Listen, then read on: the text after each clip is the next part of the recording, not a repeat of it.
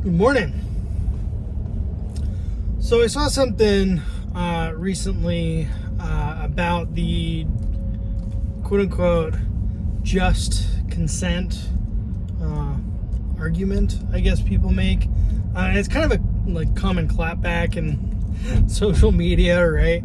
If somebody has some sort of complaint about police use of force, and basically it's like, well, if they just complied, X, Y, and Z wouldn't happen to them, right?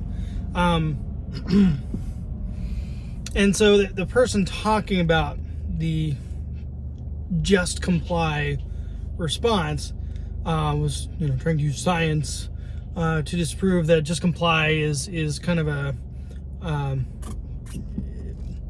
irrational response to the situations people, specifically people of color, are supposed to frequently find themselves in, right? And so basically this person's saying, when you induce high levels of stress because, a police officer is screaming at someone, shoving a gun in their face, you're triggering a fight or flight response, right? And so you're shutting down the frontal cortex, the critical thinking, reasoning part of the brain, and how can you reasonably expect somebody to then take the reasonable action of complying with lawful commands and then not, presumably, being shot or being subject to use of force, right? So I have thoughts, right? And on its face, it sounds like a reasonable thing to say. And it's not untrue. That is to say, if you subject people to stress, they're going to have, a adrenaline-fueled fight or flight response, right? That is to say, physiologically, that's going to happen to them. That is accurate. But the framing, specifically the way I framed it, I'm trying to do it justice to the way it was presented when I saw it, implies a specific scenario while simultaneously being just extremely general about the nature of police interactions. So it implies, for example, that there is an officer, A, screaming, maybe incoherently at somebody, and B, shoving a gun in their face, right? And that scenario may well happen, from time to time, more or less, depending on where you live. But, it is a generalization that's being made, right? And that it is to suggest that when, again, specifically people of color come into contact with police, this is what they're faced with, and so they're put in an untenable situation, right? So why, right? Scrutinize the framing for a moment. Why is the officer supposedly screaming at this person? What are they screaming at this person? Why do they have their weapon drawn? Right? Important questions. And really questions that can only be answered in a specific scenario, right? And that's the thing about use of force. And when I get into these conversations with people, right, we constantly vacillate between broad generalities and the really granular specificity of a particular situation, right? And I have never and will never, nor should you, try to defend or rationalize all police use of force at all times everywhere, right? Cops are humans, they make mistakes, sometimes some people do it wrong, right? And when we have these high-profile, controversial incidents, then sure, we can talk about the specific circumstances of that particular interaction. But to then generalize about millions of interactions a year, by the hundreds of thousands of uniformed officers in the country, with the hundreds of millions of citizens in the United States, or permanent residents in the United States. And these are apples and oranges comparisons, right? So if you want to get into the specifics, right? If we're talking about just comply, right? People do comply. It happens all the time. What is it? Was this last winter? There was a person of color who mowed down a whole bunch of people in a parade with his vehicle, and then complied, right, when he was given lawful orders at gunpoint, and is still alive and is awaiting trial, right?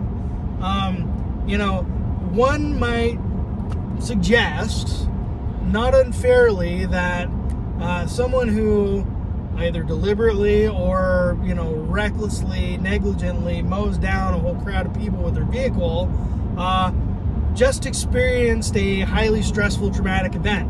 And they're probably having an adrenaline response, which is causing fight or flight reaction metabolically for them, right? And yet, this person was somehow able to comply with lawful commands. And presumably the officers were also experiencing a highly stressful event. Right? And that's the other side of it. And we actually had at my agency fairly recently training on something called amygdala hijacking. Right? And you can go ahead and Google that term if you want. But it's essentially the same thing we're talking about, right? And when we talk about the amygdala, we're talking about the deepest lizard part of your brain that for millions of years has kept, us and our ancestors alive through highly stressful, dangerous situations, and floods our body with all sorts of stress hormones designed to increase our metabolic response and, help us better able to fight or flee from danger, right? And that sudden flood of, chemicals in our brain tends to override our, decision-making and reasoning parts of our brain. And that is true for suspects, and that is true for officers, right? And granted, officers, like I said, they go through training, right? And there you can, to an extent, mitigate that effect through training, right?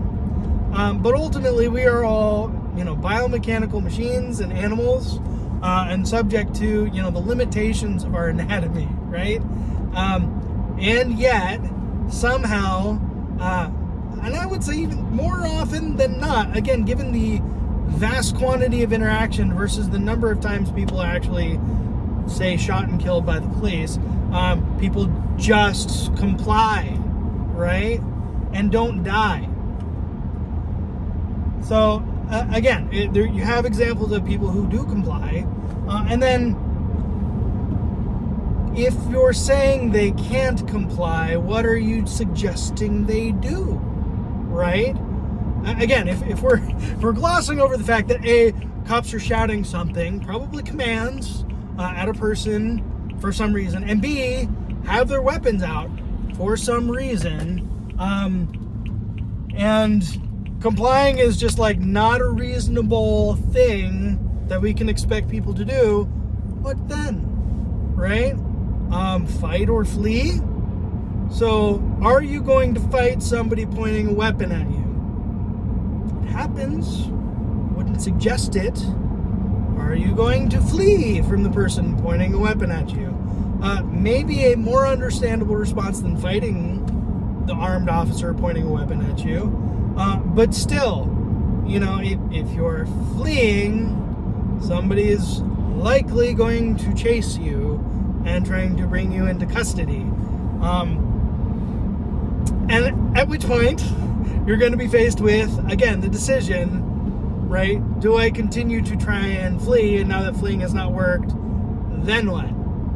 Fight, right? And if, again, police are already threatening you with deadly force, you are now trying to extract yourself from the situation, which has failed, and you're faced with either comply or fight somebody threatening you with lethal force. Again, is there really a choice there, right?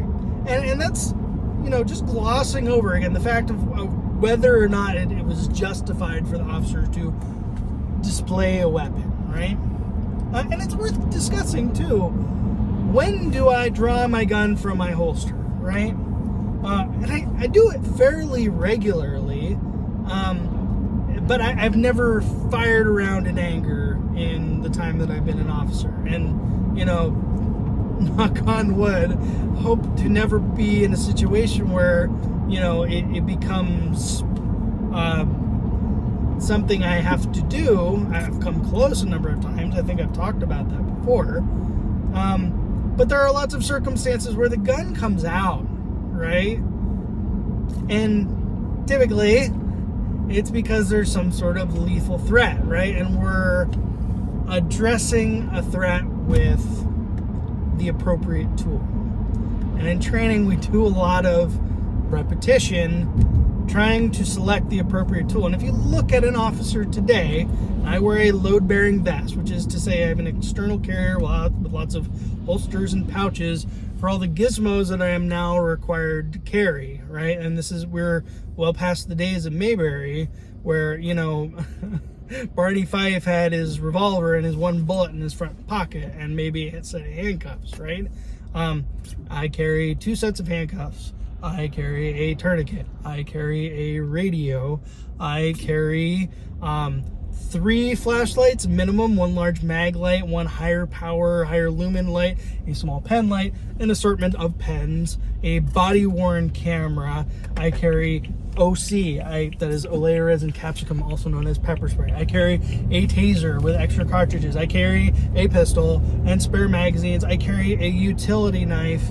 And actually, I have a fairly streamlined vest setup, which also contains my, ballistic panels, which are to protect me from incoming bullets. And then, all the other just odds and ends that are in my pockets, like keys and ID cards and mag keys to get in and out of buildings, and police notebook and et cetera, et cetera. Like, it's a lot of stuff that I'm just carrying around, right?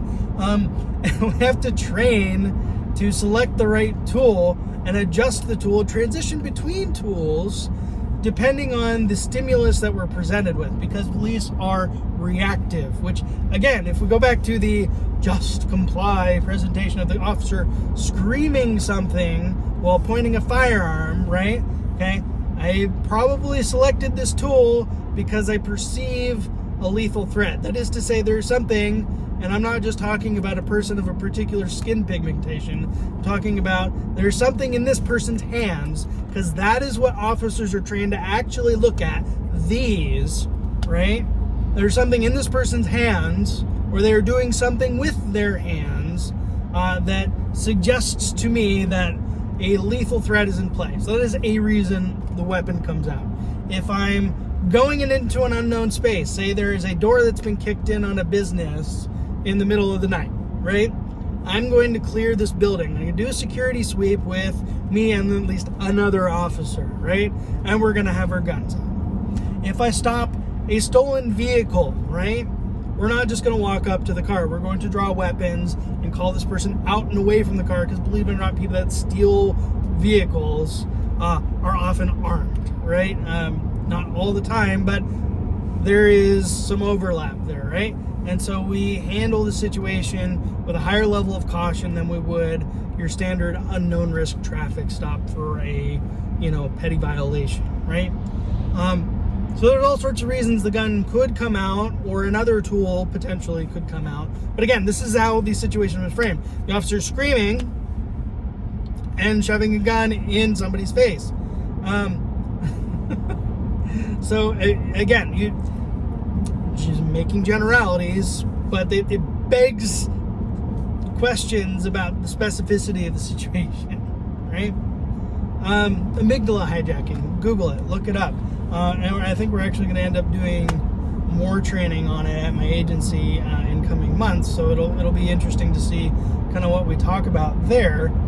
But what do you guys think about this just comply statement? Anything to it? Nothing to it? Am I wrong? Push back on me. Let me know what you think. Inspiring and uplifting as always. It's been fun. See you on the next one.